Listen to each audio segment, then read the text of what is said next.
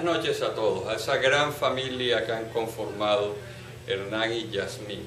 Pero hoy el gran invitado de honor es Hernán y este es el motivo de esta grabación muy especial para desearle un gran feliz cumpleaños en sus 50 años.